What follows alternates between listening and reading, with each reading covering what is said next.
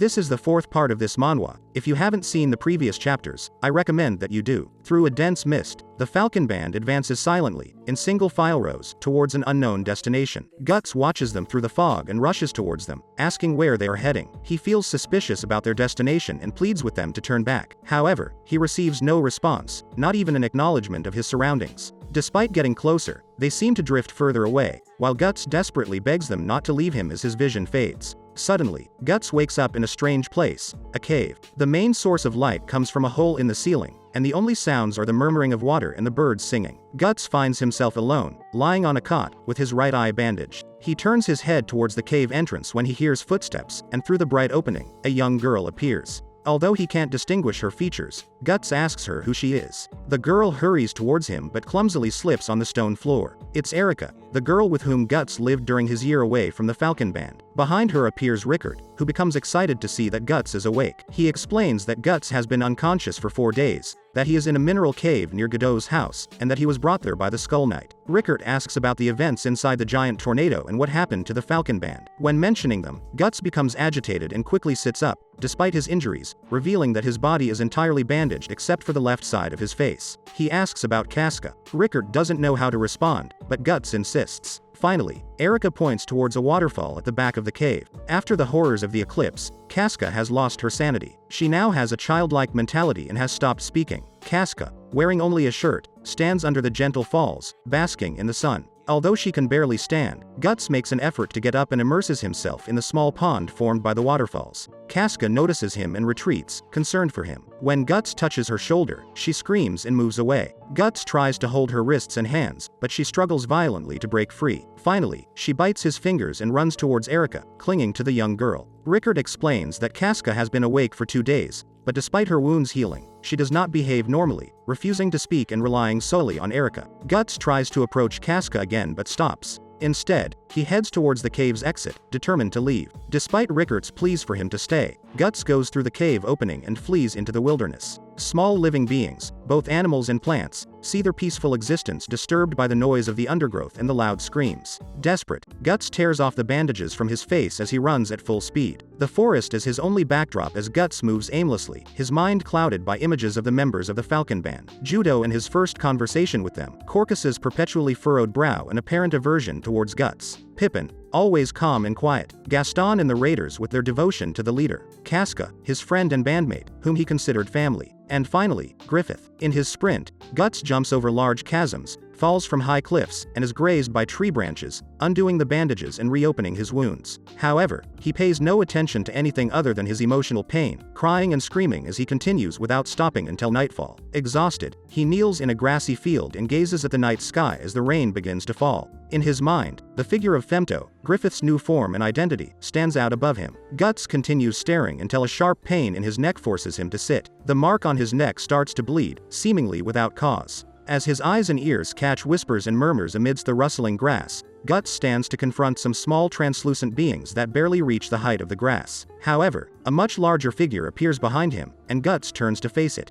It's the Skull Knight, who reveals that Guts now resides in a world that is not entirely new nor entirely familiar. He is in the interstice, the boundary between the mortal plane and that of the dead. Recognition is immediate for Guts as he faces the Skull Knight again, that encounter that marked his departure from the Falcon Band. Behind him, the undergrowth rustles violently, disturbed by supernatural forces. In an unexpected gesture, the Skull Knight throws a peculiar sword at Guts, with sharp spikes on the hilt and a strange ornament. Although Guts hurts himself when wielding it, he uses it against the emerging creatures from the undergrowth. The mysterious knight explains that they are spirits of the dead, drawn to the brand of sacrifice on Guts' body, who desire to possess warm and living bodies. The spirits cling to Guts, trying to take control of him, but with sheer willpower, he manages to expel them. Although he is not used to fighting with just one arm due to his missing limb, Guts faces the threats with determination. The Skull Knight warns that this struggle will be constant in his life since, thanks to the brand, Guts resides in the interstice, a plane where he interacts with both the living and the dead. At the mention of destiny and sacrifices, Guts explodes with a cry, determined to wage war against the apostles, responsible for the death of his friends, against the God Hand, and against Griffith. As the defeated spirits disappear, Guts realizes that the Skull Knight is willing to help him reach Casca, who also resides in the interstice. During his journey through the dark forest, Guts seeks information about the identity of the Skull Knight, but he remains reserved, only mentioning being an enemy of the God Hand. He then discovers that he was brought to Godot and Erica by chance, due to their proximity to the eclipse's location. Finally, Guts and the Knight arrive at a clearing where they see Casca surrounded by spirits. However, the spirits don't attack her. Although Guts tries to run towards her, the Skull Knight stops him when he realizes that something unusual is happening. As he gets closer, Guts discovers that Casca has given birth to a monstrous being, a result of the corruption she suffered during her pregnancy. This demon is Guts and Casca's child, conceived during their relations before the eclipse when Femto violated her. The Skull Knight advises killing the demon. Guts snatches the demon away from Casca, who tries to protect it due to her maternal instinct. As the sun rises, the demon disappears, leaving Guts and Casca distressed. Later, Rickard and Erica find Guts and Casca, and the Skull Knight bids farewell, giving them advice on how to confront the apostles and the God Hand. With the departure of the Knight, Guts and the others will face new challenges as they venture into the dark world of the interstice. A month later, two peasants transporting hay in a horse-drawn cart accidentally collide with a small, deformed man crawling on the ground. They scold the man for being in the middle of the road before looking up at the sky and realizing that the sun has faded but there is still light. The man notices a brand of sacrifice nearby. At Godot's house, Erica steals the keys to the armory while Godot is busy forging. She takes Rickard to the armory and opens it for him, revealing many weapons, armors, and other metalworks made by Godot. As Rickard admires the swords, armors, grid masks, and prosthetics, she explains that Godot used to forge objects for the local nobility, custom building them as requested. Rickard then notices the most impressive object in the armory, an absolutely enormous sword, a massive iron heap weighing several hundred kilograms, impossible for an average man to wield. Erica calls it the Dragon Slayer. When Rickard asks for explanations, he and Erica are startled by Godot's voice, who caught them snooping around his armory. According to Godot's story, long ago, a king ordered his vassals to provide him with a sword capable of killing a dragon. Tired of forging refined rapiers and ornate blades, Godot took the job very seriously, crafting a purely deadly weapon. The king was not satisfied with the resulting weapon, useless, heavy, and ugly, and forced Godot to escape with his life. Godot then settled in his current rural abode. Outside, under the familiar waterfall, Guts trains to fight using only the left half of his field of vision since the right was taken from him during the eclipse. A salmon jumps out of the water, and upon hearing it, Guts quickly turns around and splits it in half. Satisfied that his skills have not deteriorated despite losing an eye and an arm, he decides to call it a night. He talks with Rickard on the way back to the mineral cave and tells him about his plans to leave the next day to start a new journey. Rickard doesn't know that revenge is Guts' motive and feels frustrated by his lack of understanding. Guts takes a basket of food from Rickard and enters the cave. Rickard closes and locks the door, preventing any escape attempts Casca might make during the night, and tells Guts it will be unlocked in the morning. Guts enters the cave, where a resentful Casca sits on the makeshift bed. The sight of the food lifts her spirits, and she devours everything she can get her hands on. Casca watches as she slurps the soup from a bowl and ends up spilling it on herself. Fearing she might get burned, Guts grabs her clothes to keep them away from her skin. When Guts suddenly grabs her, Casca fears she's about to be attacked and struggles to break free. As a result of the scuffle, her shirt tears, exposing her breasts. In love with Casca, Guts slowly gets on top of her on the bed, hoping to initiate sexual contact. Before anything happens, Casca pushes him away and runs towards the gate, blocking her access to the outside, calling for help. Guts sits on the bed, with his head in his hands, ashamed of his actions and saddened by the loss of his lover. The next morning, Rickard helps Guts gear up with an all-black armor and cloak. Thanks to Judo's past training, Guts is skilled in using throwing knives, which he equips himself with. Rickard then surprises Guts with a gift, a prosthetic arm to replace the one he lost during the eclipse. He explains that it has been made from scrap pieces from Godot's armory and is magnetized to help wield a weapon. He informs Guts of a secret function that is activated by pulling a metal switch located on its side but doesn't reveal what the function is. Godot then appears to bid farewell to Guts. He offers his own gift, a freshly made sword to aid Guts in his quest. When Guts mentions his huge debt to Godot, he suddenly tells him that he'll keep Rickard close to help him as payment. To test his new sword, Guts strikes another sword lying on an anvil. The strike splits the blade of the second sword in two, along with the anvil's horn, and Godot asks Guts what he thinks. However, before he can respond, the pain in Guts' neck alerts him to the deformed man at the door, who has found his way to Godot's house by scent. In the elves' cave, Casca screams through the hole in the roof, crying in pain as her brand of sacrifice reacts to the nearby evil. In Godot's house, the deformed man, who reveals himself as an apostle, transforms into a giant dog-like monster, terrorizing Rickert, Erica, and Godot. Guts is much more excited. Finally, he can begin his long journey of revenge. Releasing his inner rage, he leaps forward and delivers a swift strike to the apostle that knocks him down, falling on his back. As the apostle gets up, Guts swiftly cuts off his opponent's arm with a single strike. Although it seemed like his sword held up well, Godot was unaware that Guts had gone out to fight monsters and that the blade he had crafted would be less effective against the thick hides and attacks of the apostles. Indeed, Guts' next strike, which slashes the apostle's stomach, also breaks the sword's blade. The apostle, who can control his own intestines, uses them to grab Guts by the wrists, disarming him, and throws him into the armory. The impact has shaken Guts deeply, and he is about to faint. He stands up and, from behind the apostle, hears Rickert's voice shouting at him to aim his prosthetic hand at the monster and activate the metal switch on its side. Guts does so, not knowing what will happen next. The metallic hand detaches from his wrist and lowers towards the bottom of his arm. Once this process is completed, the new opening at the end of the metallic arm fires a cannonball that blows off the apostle's head in the air. But the attack didn't kill it. Because Rickert loaded the cannon arm with too much gunpowder, Guts' shoulder has dislocated. He turns around, searching the armory for a potential weapon. His eyes settle on the dragon slayer, which he uses to split the head and chest of the apostle in two, dragging the monster out of the armory and into view of Rickert, Erica, and Godot. Guts goes after his prey and, lifting the incredibly heavy and enormous dragon slayer over his head, swings it down again, cutting the apostle completely in half vertically. Guts considers the dragon slayer to be much more suitable for his mission than his previous, more fragile sword. Godot didn't recommend it merely because he believed no man could wield it effectively. Erica clings to Rickert, frightened by the sight of the savage Guts. Later, the time for Guts' departure comes, and Rickert, Godot, and Erica bid him farewell. Rickert makes a final attempt to convince Guts to stay with Casca, whom Guts hasn't even said goodbye to. Guts rejects the idea, turns around, and leaves to embark on his hunt for the apostles driven by hatred, hoping it will lead him to the god Hand and Griffith. Thus,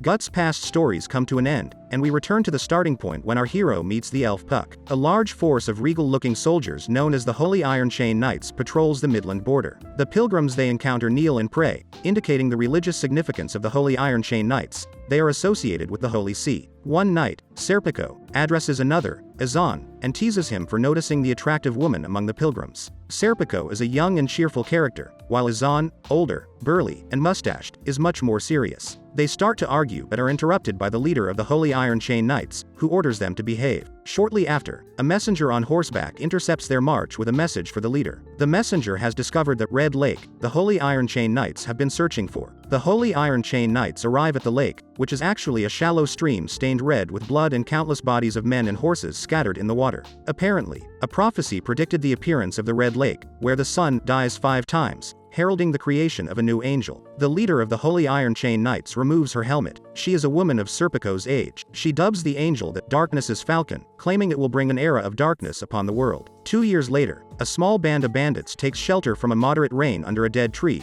warming themselves by a fire. They all appear disheveled, as they haven't found anything valuable to steal or acquire in a long time. Among them is a young girl, barely out of childhood, tied up and gagged, keeping her distance from the bandits. They found her in the woods and intend to sell her as a sex slave. One of the bandits, a rat-faced man named Deg, tries to assault her but receives a knee to his groin, much to the amusement of the others. Another man, apparently the leader of the bandits, tells them the story of the tree behind them. The story tells of heretics ritually sacrificing themselves to the spirits of the forest by opening their stomachs and then nailing their intestines to the tree, walking around its trunk until they eventually die. To demonstrate the validity of the story, the leader of the group points to dozens of nails driven into the bark and what appear to be faces carved into it, the spirits of the sacrificed. Deg takes particular interest in the story and decides to reenact it using the girl's intestines. He drags her to her feet and moves her around the tree, opens her simple dress with his knife, and prepares to eviscerate her when he is startled and injured by a chestnut shell falling on his hand. Deg looks around the tree and discovers, sitting at its base just in front of his group of bandits,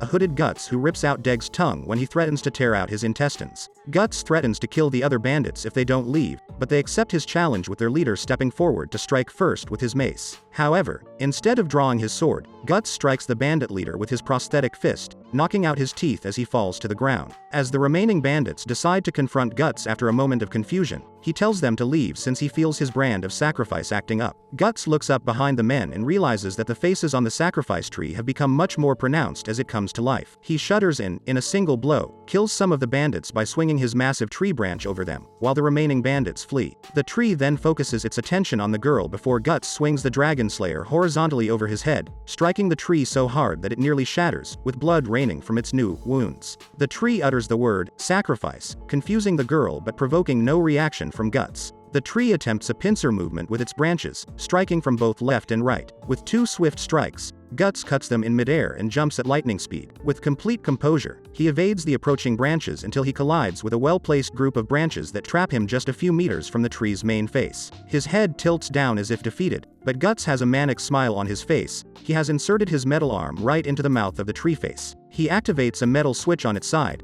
and the metal hand moves down beneath the arm, revealing a wide hole in the forearm. From this hole, a cannonball shoots out, blowing away the entire back half of the tree. At that moment, Guts readies his sword and hurls it against the monstrous plant, cutting it in half. The young girl watches the scene in awe and horror. She gazes at the destroyed tree, from which small spirits emerge. Guts, who fell on his back after his last sword strike, looks up at the sky, where the clouds part, and the sun shines. It has been 3 days since he last saw the sun. The sun's rays touch the spirits, causing them to slowly dissolve into the air. Another spirit, still attached to the tree's bark, scares the girl, but a small elf, Guts' companion Puck, throws a chestnut at its face. The girl screams in terror at the elf and claims to be from a place called Misty Valley. Neither Guts nor Puck seem to have any idea what she's talking about. Deep in the forest, the surviving bandits run for their lives, getting farther away from the demonic tree. Just as they start to feel safe, a thick fog forms around them. One of the bandits directs the leader's attention upward, toward the forest canopy. Above them, dozens of what seem to be elves fly back and forth, leaving trails of light in their wake. Their leader appears like an elf, although compared to real elves, she is gigantic. She's the size of a young girl. She has moth-like antennas, moth-like eyes, and matching wings. She can also speak and tells the bandits that they have stepped into a child's fairy tale. The girl, Jill, leads Guts and Puck to her village, covered with Guts' cloak to preserve her modesty after her dress was torn open. Guts makes insensitive but accurate comments about the rundown settlement, which lacks energy and almost looks deserted. All the residents hide inside their homes, observing Guts and Jill walking through the streets. After looking around, Guts catches sight of Jill, who has moved away from him and peeks through a door slit into a house. A woman calls her by name, but Jill steps away from the entrance as if about to leave. She appears visibly uncomfortable. The door opens, and Jill's mother comes out. With tears in her eyes, she tells her daughter that she had been worried about Jill, as she hadn't seen her all night and presumed she had been kidnapped by the bandits. Jill tries to reassure her mother, but soon, Jill's father overhears everything and comes out to greet her. Her father, Zipek, carries a bottle of alcohol in his hand and is drunk. Despite his words of concern, his attitude reveals that he didn't care about his daughter's disappearance. He wears a soldier's helmet, and Jill scolds him for wearing it, despite it being ridiculous since he's no longer a soldier. Zipek explains that he had been reminiscing with his war buddies. His friends wave at her with friendly expressions, but Jill is equally uncomfortable with them. Guts stands nearby, uneasy, unsure of what to do. Jill's father orders her to bring more drink for him and his friends, which earns her a fierce retort, telling him to stop living in the past. This earns her a slap across the cheek with Zipek's cane, which he uses to compensate for a leg injury from the 100-Year War in which he participated. Jill's mother crouches to attend to her while Zipek begins to cry as he recalls the war. Jill's mother urges her to apologize to Zipek for offending him, but she only gives him a reproachful look. Her father angrily pushes her mother aside to strike Jill while she's defenseless on the ground. He yells and gets enraged as he hits her, and no one moves to intervene. Suddenly, a chestnut shell comes flying out of nowhere and lands on Zipek's forehead. He turns towards Guts, thinking he's responsible, but Guts denies it and instead points to the true culprit, Puck. The presence of the elf causes terror among everyone present except for Guts and Jill, and their screams attract other villagers armed with farming tools. They demand that Guts hand over Puck, but Guts refuses to move until they explain their hatred towards the elves. Jill's insistence that Puck is harmless is ignored by everyone. Guts senses movement behind him and reflexively moves and kicks his aggressor, who stumbles. It's an old woman demanding the return of her grandson. The villagers perceive Guts' self-defense as aggression and move in to attack. Guts places Puck in his backpack and unsheathes his dragon slayer above his head, a sight that freezes the villagers in fear. Guts' plan is to kill a couple of villagers to pacify the rest, but Puck urges him not to hurt them. Instead, Guts destroys a cart full of water barrels, taking advantage of the distraction to run past the stunned villagers, leap over the village's defensive wall, and hide from them. They peek over the wall's edge in search of Puck, but they soon give up. Puck launches into a long speech directed at Guts, telling him that elves are harmless and generally well regarded. Guts remains apathetic about Puck's situation and instead demands to know when Puck settled into Guts' backpack. His banter is overheard by Jill, who walks over them along the wall. She apologizes for not warning them about the situation and points them to an abandoned windmill nearby where they can take refuge for the night. She promises to bring them food, but Guts insists she waits until morning to do so. He doesn't tell her about the spirits seemingly attacking him at night. That night, Jill watches through her room's door as her father beats her mother, urging her to discipline Jill. Her former war buddy gets up, claiming he's going to urinate. He heads to Jill's room, but she barricades the door with a piece of wood. She holds it in place as the door shakes violently for a moment as Zepek's friend tries to enter. He continues until he hears his footsteps moving away from her room. She takes Guts' cloak from the bed, which he never returned to her. She wraps herself in it, sits by her bed, and trembles in the moonlight streaming through the window. At dawn, Jill rushes to the windmill to return Guts' cloak and bring him food. She pushes the large mill doors and glimpses some spirits dissolving in the sunlight. Fearfully, she approaches a sleeping Guts, but a voice from above, Puck's, orders her to let Guts sleep, as he has been awake all night. She wraps Guts' shoulders with his cloak and sits beside him, gazing at the mysterious man dressed in black. Later, Guts wakes up to the sound of an incubus, a small demon that induces nightmares to its sleeping victim, crawling towards the wall where he's leaning. Without looking at it, Guts crushes the incubus with his metal hand, smashing it against the wall. Then, he notices that Jill has entered the windmill and fallen asleep next to him, using his leg as a pillow. Unsure of what to do, he simply looks away from her and lets her sleep. On the mill's beams, a sleeping Puck is also bothered by a small incubus and falls from a great height onto Jill's head, waking her up. She is dazed but alert, and Guts quickly gets up to remove it from her. He asks her about Misty Valley, the dreaded place that all the villagers fear, and where she thought Puck came from. Jill explains that Misty Valley, named for the thick fog that perpetually covers it, lies to the east of the village and is home to many elves. At some point, the village's crops and livestock were raided and destroyed, and witnesses claim that the elves were responsible. The situation worsened significantly when the elves began eating the villagers and kidnapping their children. The tense moment of silence following her explanation is interrupted when Guts' brand starts bleeding, and he heads towards the mill's exit. Outside, he observes a long trail of dimly glowing creatures flying over the village. Jill confirms they are elves, but a maniacal smile comes over Guts' face as he enigmatically states that the creatures are not elves at all but something entirely different. In the village, the villagers also realize the creatures' arrival. They barricade themselves in their homes as all living beings outside, pets, and livestock are devoured within seconds. A group of elves attacks a particular house, managing to break down the wooden door and enter. The adult villagers are devoured, but the child living inside emerges unharmed. Zepek strikes his wife for suggesting they go out to search for Jill. He continues drinking alcohol but seems genuinely worried and frustrated. Back outside, Thomas, the boy whose parents were killed, runs out of his house to escape the elves, who whisper playful words to him. He runs headlong into the legs of a gigantic figure dressed in black. Guts, who tells Thomas to stay low to the ground and then swings the enormous dragon slayer through the air, killing dozens of elves, splattering his blade's surface with them. Being so close to the elves, Guts gets a good look at them and concludes that they are not elves at all, although they have the same body structure, humanoid form, head hair, and translucent wings. As elves, they also have compound eyes, antennas, 3 additional smaller eyes on their foreheads, and furry collars typically seen on moths. Guts coldly asks Thomas if he wants to avenge his parents or go with the elves. The boy shakes his head at the latter suggestion, so Guts grabs him, apparently to save him. Jill also runs towards the village despite Puck's protests. They enter together but are cautious not to be discovered by the elves. To Jill's horror, Guts hasn't exactly saved Thomas. Instead, he has driven the Dragon Slayer's blade into the back of the boy's shirt and lifted Thomas into the air, using him as bait for the elves. The creatures approach Thomas slowly, intending to catch him, but Guts is too quick. He escapes and runs through the village at full speed, using the boy to lure the elves behind him. Guts leads the elves to a dilapidated barn where much of the village's livestock has already died. Guts throws Thomas onto a haystack and turns to face the small creatures, which have transformed to appear more insect-like and vicious. With all the creatures inside the barn, Guts spins the Dragon Slayer around his head,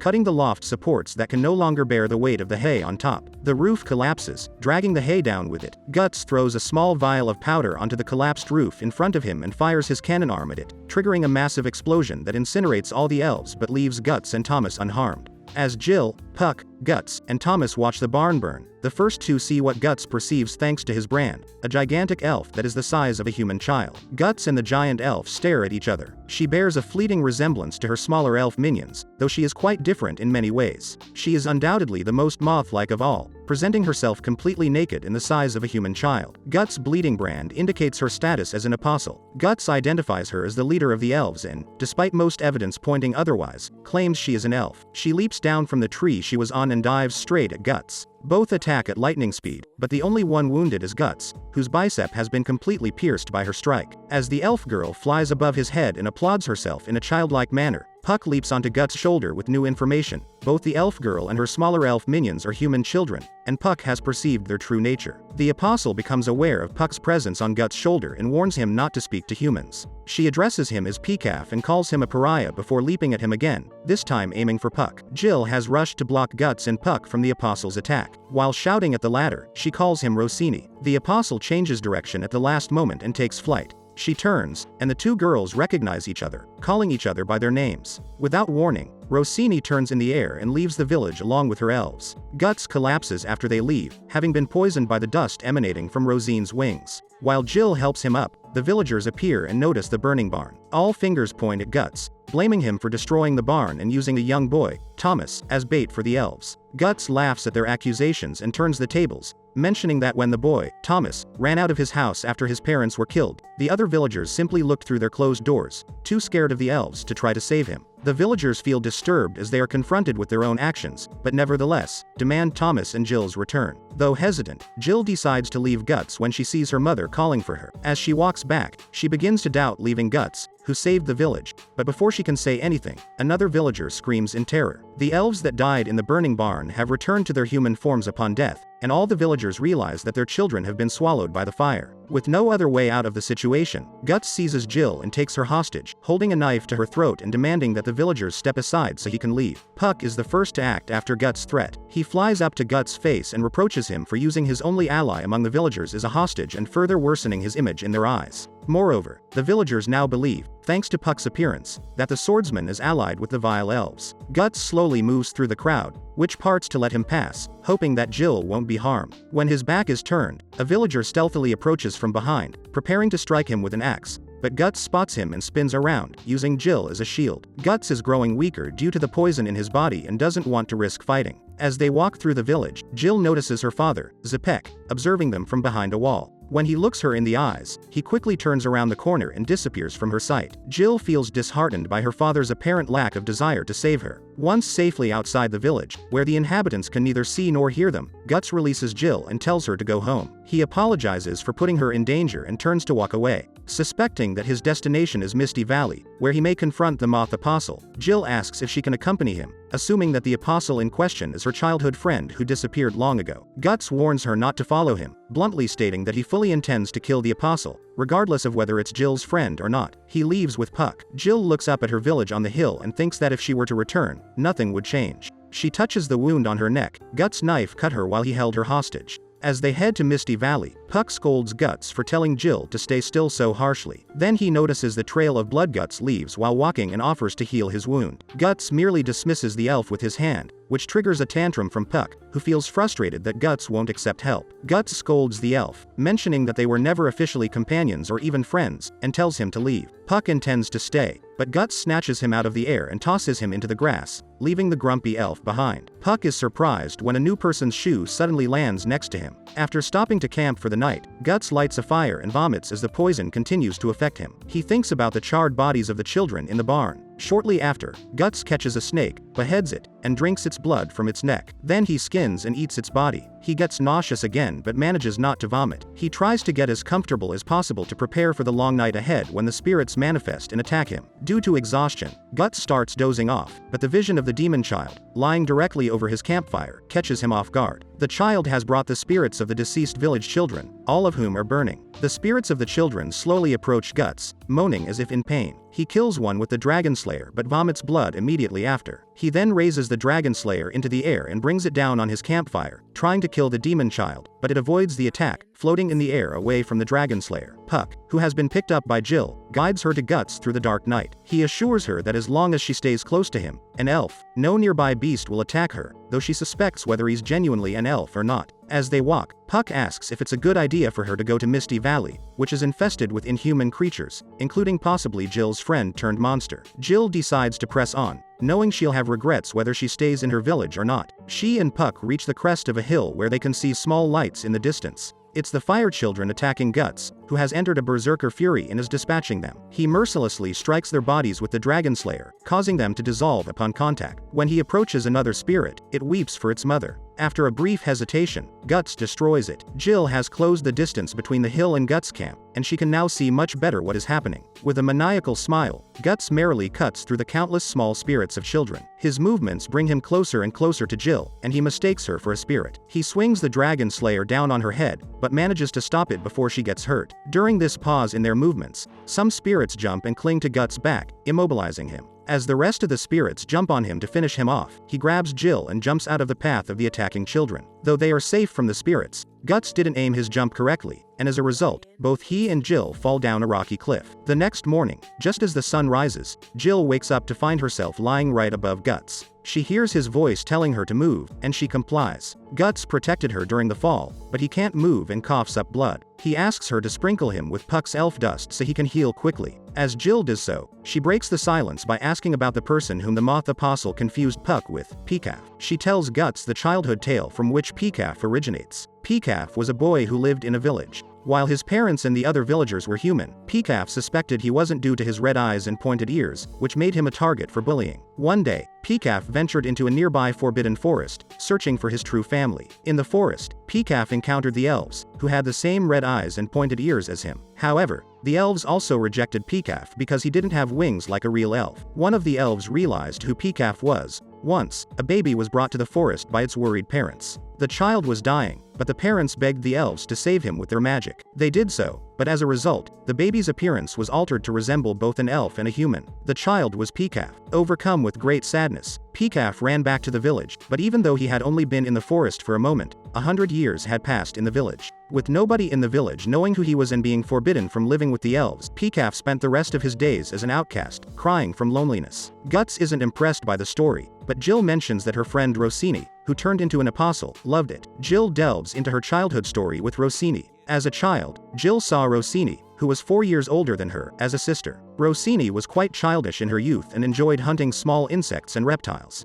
During their days in the forest, they often made interesting finds like seashells, honeycombs, and animal teeth, but the most intriguing of all was a small, egg-shaped object adorned with the features of a human face. Guts and Puck realize as they listen that this object was a beharit. They don't say anything, and Jill continues speaking. Together, Jill and Rosine played from dawn to dusk, and Jill, who is now older, realizes that they stayed out so late because Rosine avoided her constantly fighting parents, with Rosine always being the subject of their arguments. Rosine often greeted Jill the next day with fresh bruises from her parents. One day, while sitting together on a hill, Rosine informed Jill that the commonly told story of red-eyed Peacaf was false and that he was actually an elf, now living happily with his own kind. Rosine turned to Jill and proclaimed that she herself was an elf like Peacaf and belonged with the elves. Though Rosine smiled after saying it, Jill observes that it was always forced. Jill explains that before she was born, her village was engulfed in conflict, and despite the villagers seeking refuge in the nearby forest, many women were abducted and violated by enemy soldiers, including Rosine's mother. This sowed doubt in Rosine and her parents as none of them were sure who Rosine's real father was.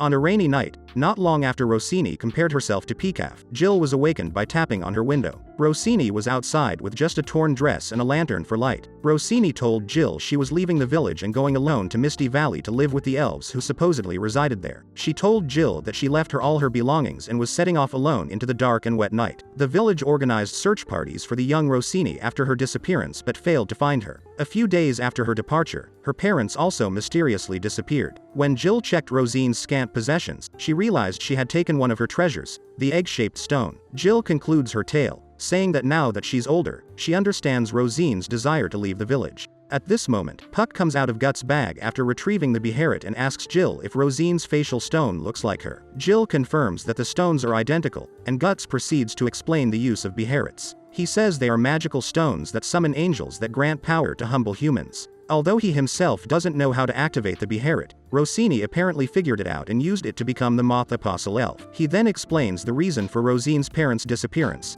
To become a monster with the angel's help, a sacrifice is required, and Rosine offered her parents in exchange. This new information shocks Jill, and Guts only worsens things when he says he won't hesitate to use his sword if Jill gets in his way again. He tells her that she's a hindrance, and she tries to slap him, but he effortlessly catches her wrist and tells her that the fairy tale she's in is not for children. Guts gets up and walks away. As he starts building a small structure with nearby stones, Puck scolds him for berating Jill so harshly when she's barely out of childhood. It turns out Guts has been building an improvised prison large enough to contain Puck, and he throws the elf inside before sealing it and leaving. When Puck tries to escape from his confinement through the gaps between the stones, he notices that Jill is on the verge of tears. He tries to comfort her, but it's futile. Jill's crying is interrupted by the appearance of a large creature flying over the trees. It swoops down and lands a few meters away from Jill. It's the Apostle Rosine. Jill trembles as a smiling Rosine walks towards her. The Apostle raises her fist, places it on Jill's forehead, and then withdraws it without causing harm.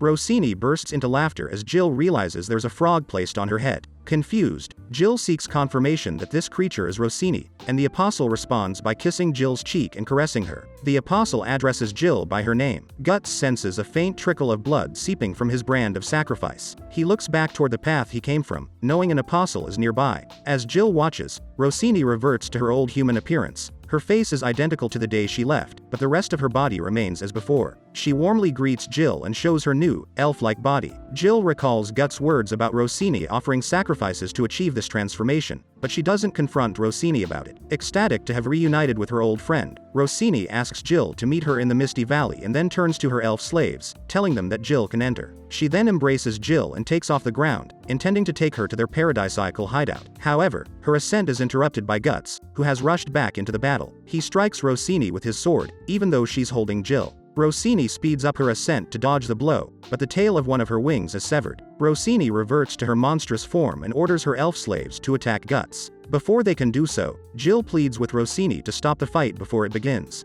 Rosine decides to turn around and fly off with Jill and her elves, leaving Guts alone with the now free Puck. Puck suspects that Guts didn't care about Jill's safety when he wielded his sword. Guts confirms Puck's suspicions, but he starts to question if he held back in attacking out of concern for Jill. In any case, Puck scolds Guts for not caring about Jill's well-being and flies away. Guts stares at the tail of Rosine's wing, suspecting that he did hold back. As Rosine and Jill fly above the ground, Jill clings to Rosine out of fear. Later, Rosine tells Jill to behold a view no human could ever see, a perspective of the world that only birds and elves can see. Jill is mesmerized by the beauty of the landscape below. Rosine offers Jill the chance to fly as much as she wants if she becomes one of them. When Jill shows some uncertainty about becoming an elf, Rosine accuses her of having a crush on Guts. She then wonders aloud if Guts will follow them, as he was already walking toward the Misty Valley before turning to attack her. When Jill pays attention to Rosine's words, she assures Jill that Misty Valley has adult guards who protect its inhabitants from those who wish to harm them. Guts has found the entrance to the Misty Valley, a forest full of dead trees wrapped in mist. Despite no perceptible presence of apostles, his brand is bleeding.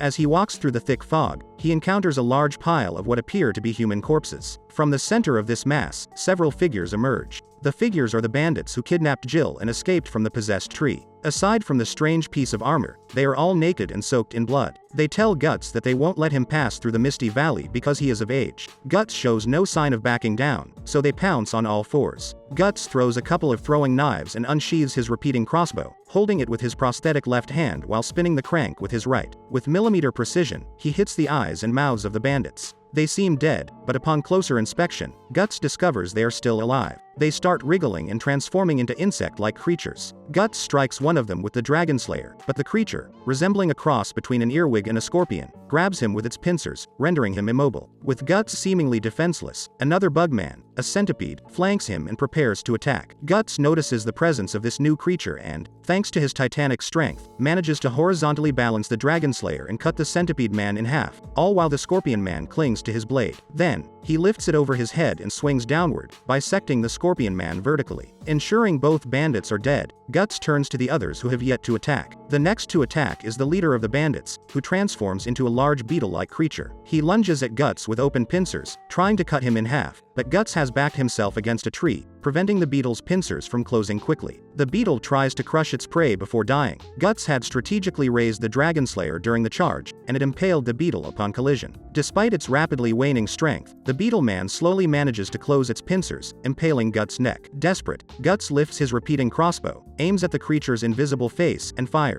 Through its back, Guts sees the projectile's heads appear and feels the pincers loosen. It's dead. Another bugman, a tick, has climbed up the tree and descends above Guts, who is still trapped by the beetleman's pincers. He desperately uses his dagger to try to cut the pincers and free himself, but they are too strong, and his dagger breaks. Thinking of a plan, Guts lifts his legs and leans them against the tree, with only the pincers supporting his weight. He pushes forward, moving away from the tree. Although the pincers sink further into his neck as he moves, they also slowly detach from the tree. When the tick man gets close enough to touch Guts, he makes a last effort and frees himself. In one swift motion, the force of his push against the tree makes him perform a front flip, and he extends the Dragon Slayer to cut the tick man in half before it even lands on the ground. Now, struggling to stay on his feet and with deep cuts around his neck, Guts looks up at the nearby tree branches covered in mist. He sees dozens of bugmen similar, waiting to attack. The bugmen refuse to let Guts pass into the depths of the misty valley. Guts says, with a maniacal smile, that he plans to kill each one of them before even attempting to move forward. He reloads his crossbow and prepares for battle. When the bugmen attack, Guts fires his crossbow. He kills several of the grounded bugs, but the ones that can fly manage to dodge the projectiles and fly around him. Guts takes aim at one of them as it flanks him and shoots it in the face. Guts goes into a frenzy and, armed only with his crossbow, massacres all the bugmen surrounding him. Once free from any immediate danger, Guts decides to use his Dragon Slayer to defend against the second wave of insect men. Puck contemplates Guts' life, wondering about the relationship between him and the God Hand, particularly Femto. He brushes off his concerns now that he's separated from Guts. He decides to pluck the crow's feathers from its head,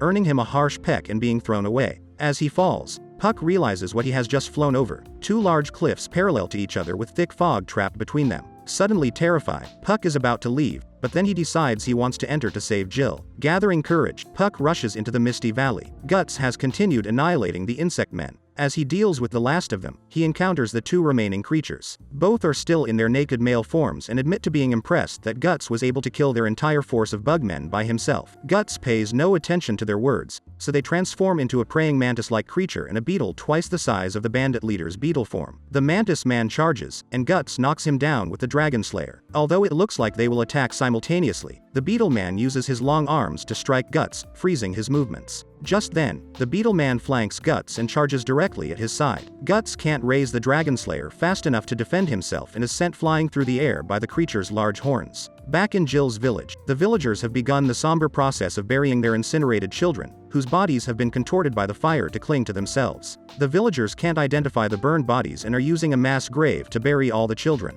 A priest of the Holy See attends the burial. Zepek observes the scene from a distance and drinks from a flask. His attention shifts to the forest behind him, where the birds in the trees have become restless. All the villagers perceive, through the trees, the silhouettes of armed soldiers approaching. Panic ensues, and they run to take refuge in the forest, but the priest, Father Hobbs, reassures them, stating that the soldiers mean them no harm. The force of soldiers reveals itself as the Holy Iron Chain Knights. Their female leader, Farnese, seeks out and greets Father Hobbs. She claims that the Holy Iron Chain Knights have been sent on a mission to investigate miracles. Hobbs invites her to his church, and she accepts, ordering Azan and Serpico to accompany her while the other Holy Iron Chain Knights begin assisting the villagers in burying their dead. In the church, Hobbs tells Farnese, Azan, and Serpico about a black swordsman who passed through and the elf that accompanied him. Although Farnese finds the story hard to believe, she explains that she has been sent by the Holy See specifically to track the black swordsman. Apparently, stories have been emerging across the land, all related to spirits and demons attacking small villages.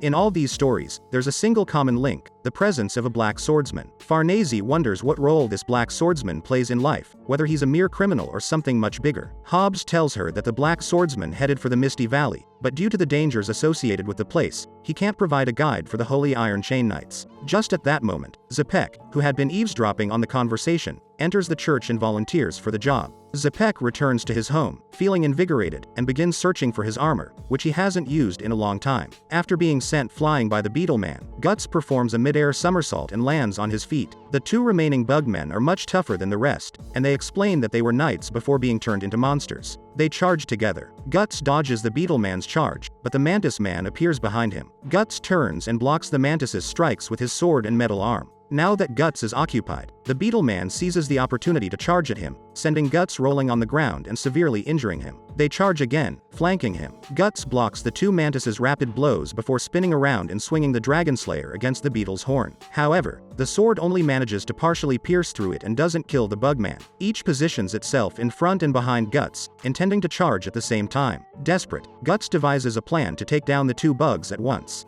As they charge, he fires his arm cannon at the beetle man and swings his dragon slayer against the mantis man, killing them both at the same instant. The force of firing his arm cannon and swinging the dragon slayer is too much for Guts' body. As soon as he finishes his movement, he falls to his knees and coughs up blood. He has suffered a massive blood loss and can barely move. He reaches into his backpack for medical supplies but withdraws his hand upon feeling a powdery substance. Guts realizes that before leaving, Puck covered the inside of his backpack with healing powder. Guts sits among the corpses of the insect men and rubs the little powder he has on his wounds. Puck has flown through the mist of the Misty Valley. Instead of finding the monsters he expected, he discovers that the mist acts as a sort of ceiling for a utopian place, quite sunny despite the misty roof. Puck lies on a lily pad in a calm lake, relaxing. His keen ears pick up a distant noise, so he takes refuge in the nearby tall grass. Peering through the leaves, Puck sees a small group of Rosine's elves playing with a berry as if it were a ball. Puck enthusiastically joins them, but they suspect that something is off since Puck presents some significant visual differences.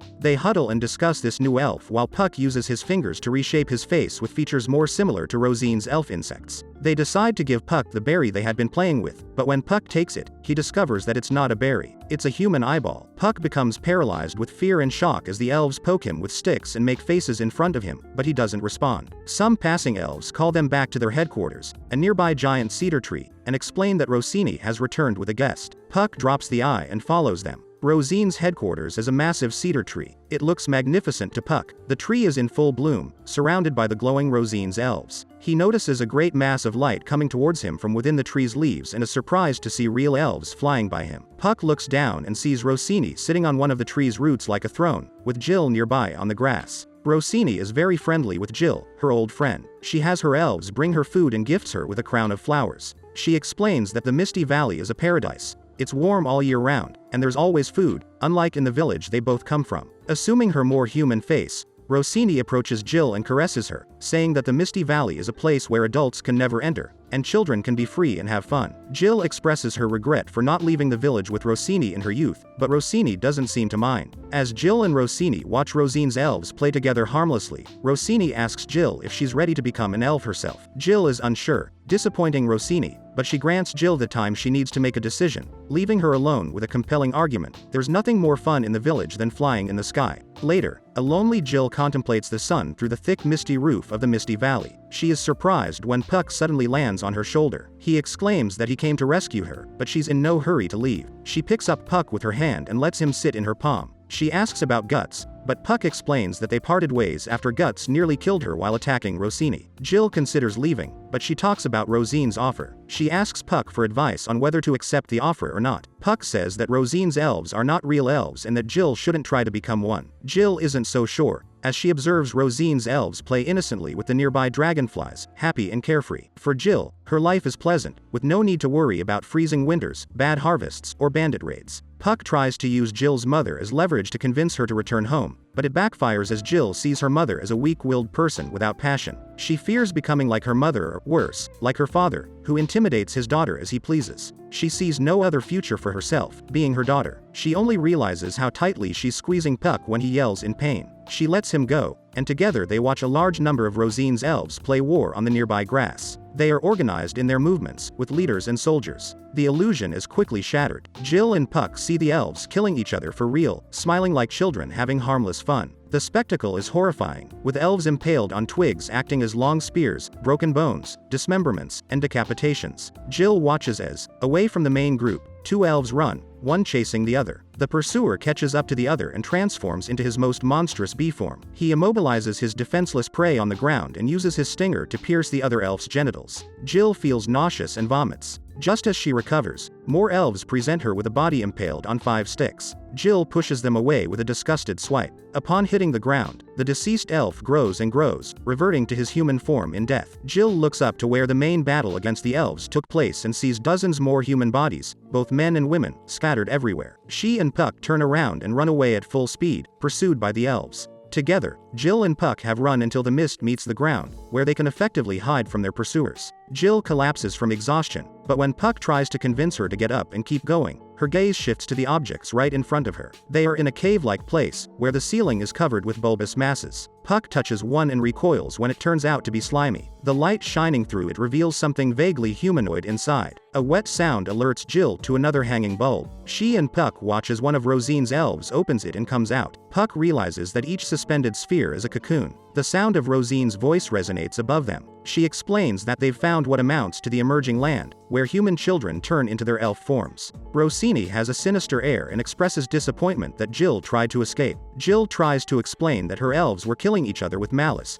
but Rosine is well aware of it and considers it a game of war. She says that human children always play war but stop being scared once they become elves. Rosine says that, therefore, her elves are just playing at being human, and if Jill were to return home to the beatings, the cold, and the hunger, she would also have to face real human wars. Rosine offers Jill once again the comparative paradise of life as an elf. As Jill starts to cry, Rosine embraces her and promises to turn her into a powerful and beautiful elf that no one can harm. Her wings envelop both of them, and Jill slowly becomes covered in threads, forming a cocoon around her. Gradually, Jill becomes unconcerned and falls asleep, finding comfort in Rosine's arms and her new cocoon. Puck shouts at Jill to resist the temptation of becoming an elf. Rosine turns to him and addresses him as Peacaf, claiming that she has given him strange ideas. She uses her whip-like frontal antenna to attack him, but he manages to dodge it. The attack splits one of the nearby cocoons in two, and an amorphous mass of flesh, an incomplete metamorphosed child, falls from its halves. Jill notices this and screams in disgust. At that moment, the depths of the cocoon cave are engulfed in a burst of flames that destroy the cocoons.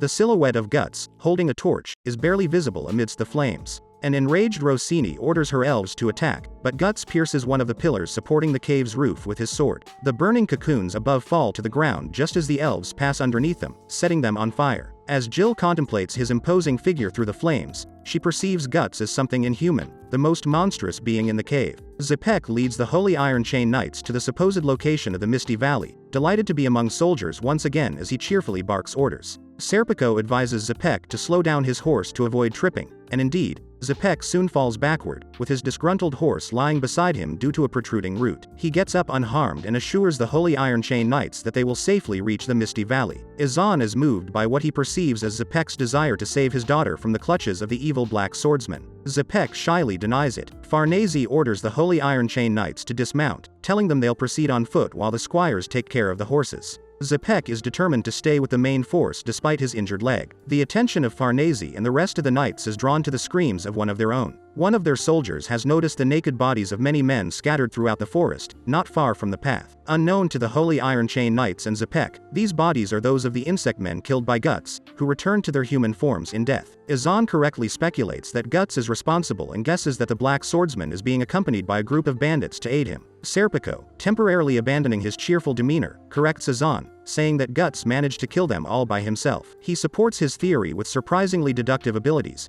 What Izan mistook for cannon shots are actually marks from a massive white weapon. Serpico has assumed that all the marks come from the same weapon, which would be too large for an ordinary man to wield. Therefore, only the monstrously strong Guts could have wielded it. Zepek confirms that Guts wields a huge sword. Farnese, whom Serpico has noticed is very tense, grips the hilt of her sheathed sword, trembling. She swears that she will personally capture Guts and bring him to justice. In the cocoon cave, Guts uses the broader, flat side of his sword to fend off the insect elves attacking him. The fire he caused slowly spreads throughout the cave. Rosine sends wave after wave of elves after Guts, and he is soon overwhelmed. With their pincers in their jaws, the elves bite into Guts' skin. He allows himself to be bitten, and once they are all firmly attached, Guts surprises everyone by showing his manic smile and throwing himself headfirst into the blazing inferno he created. He stops for only a moment to let the flames engulf him and the attached elves. The much smaller elves quickly die, and Guts charges directly towards the Dragon Slayer, aiming for a cocoon. The fluids released extinguish the flames covering his body.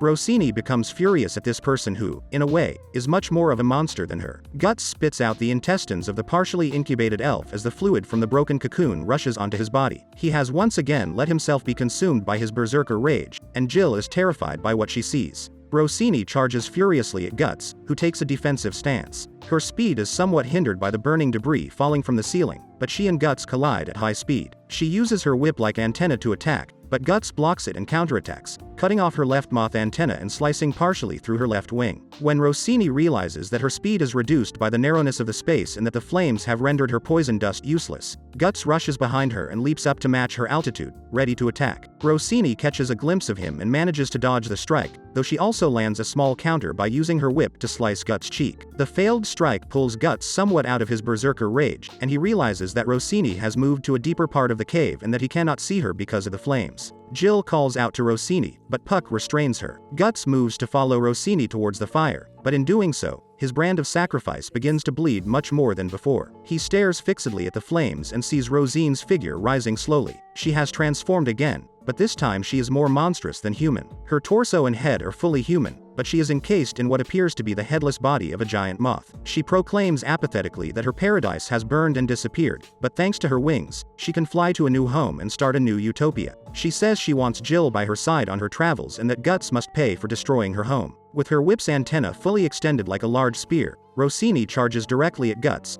unfazed by the narrowness of the cave. She charges straight through the debris, ready to kill Guts. Puck and Jill have escaped from the burning and smoke-filled cave. Rosine, inside the sealed sheath-like space of a giant moth's body, recklessly charges at Guts, ready to impale him with her frontal stinger. He raises the Dragon Slayer to deflect it and succeeds, but the impact sends him flying out of the cave. Rosine has also exited the cave and ominously flies above them, silhouetted against the dark sky and moonlight. Puck ensures that Jill is safe before realizing that the flapping of Rosine's enormous wings has fanned the flames, now engulfing the surrounding trees. Rosine aims and dive bombs towards the now standing Guts, using exclusive tubes in her new body that release jets of air, allowing her to break the sound barrier as she flies towards him. He deflects the strike again, but the impact launches him airborne once more. Unable to see her rapid charges and deafened by the sonic booms, he's thrown off balance. She charges again and again, and he deflects each attack. Realizing he can't last much longer if the battle consists of blocking her invisible strikes, he devises a plan. Rosine descends from the sky and attacks again,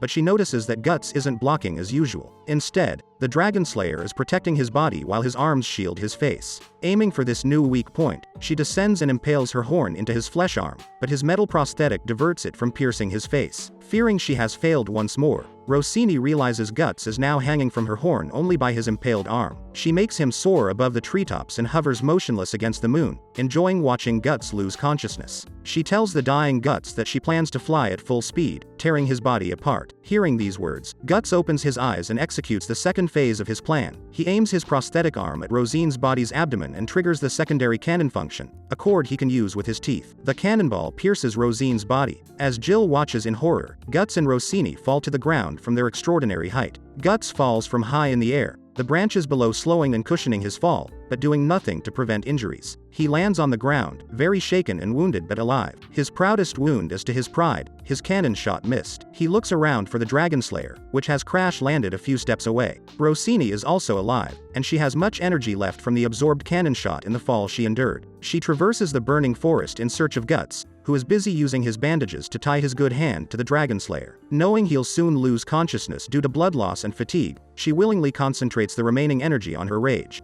Now trying to formulate a plan, Guts is out of ideas. His lack of energy means he's too exhausted to dodge Rosine's attacks and get close to her, and his cannon shot has already been used up. Jill's cries draw his attention, and though he initially moves to save her from the surrounding fire that threatens to engulf her, her injured state inspires a cunning plan. Jill screams in fear of the fire and pleads with Puck to leave her and save himself, but he refuses. He comes up with the idea to burst another cocoon and use its juices to extinguish the flames, but Jill dislikes the idea and vehemently rejects it. She starts to break down, saying to Puck that he was right, she should have left the Misty Valley when she had the chance. Puck yells at her, asking if she intends to die now, after doing everything before to survive. Just as Jill's determination starts to strengthen, a flaming branch falls from a tree directly above her. Rosine stops the flaming branch in midair. She embraces Jill again, which is much more uncomfortable now that Rosine is more insect than human, and tells her they will leave together to find another paradise. Waiting amidst the flames, Guts sees his opportunity. Rosine has her back turned and is focused on something else. He emerges as a blazing figure, skewering the dragon slayer directly through Rosine's back and slicing through her human torso and insect body. She releases Jill as she screams in pain right onto a bed of fire, but Guts, once again going berserk, has the means to kick a cocoon directly over Jill, protecting her from being incinerated. Rosine takes off into the air with Guts on her back. Flying back and forth, she hopes to shake him off or simply kill him with her great speed. Puck, who is still at ground level, gradually realizes that Guts planned to see Jill injured by the flames,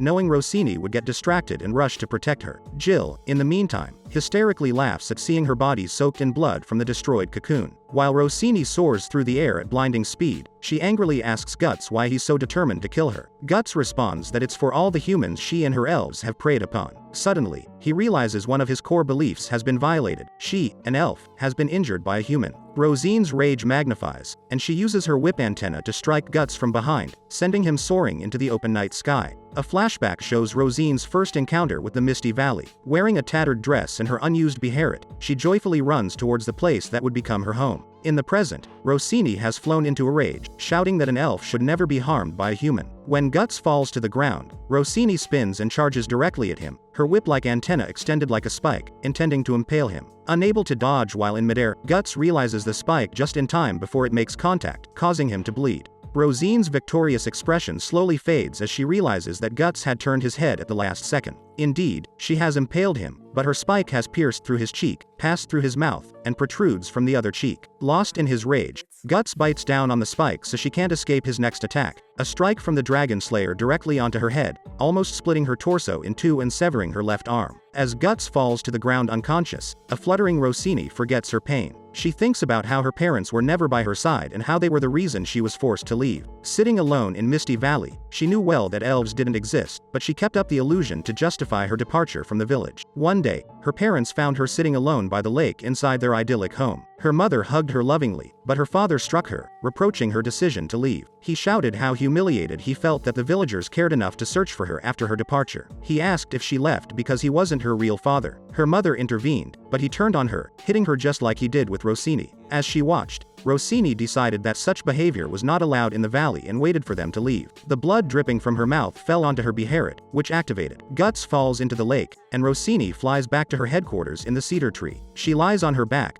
in her more human-like form, without her left arm. She silently pleads for her parents' forgiveness. As Jill runs to her, worried about her friend, Rosine admits that elves were never real. Puck flies in front of her to introduce himself properly, saying he is a real elf and that elves lived in the Misty Valley long before Rosine made it her home. While Jill holds Puck, Rosine approaches him to touch him, the first real elf she has ever seen in her life. As she does so, Guts emerges from the lake, still consumed by anger. Rosine is happy to discover that elves are real and that, somehow, she managed to find her home. She tells Jill that now that she has found Puck, she'll be able to overcome the difficulties afflicting the village. Jill cries as Rosine's eyes slowly close. Guts has limped over to where both of them are, with the sole intention of killing the apostle Rosine. Jill tries to dissuade him, as Rosine is so weak she can't move. She tries to stop him, but he pushes her aside. Guts stands before a severely injured Rosine and slowly raises his sword to deliver the fatal blow. Jill desperately covers Rosine's body with hers, and Guts hesitates before striking. It's not Jill's compassion that pulls him out of his rage, but a crossbow bolt that pierces his side. Both he and Jill look to see who fired it. The responsible party is Zepek. He is ecstatic to be able to return to battle. He calls back the Holy Iron Chain Knights and tells them he halted Guts' attack. From Zepek and the Holy Iron Chain Knights' perspective, Guts was about to kill two innocent little girls, not the monster that is Rosine. Farnese orders more arrows to be fired at Guts so the children can be saved.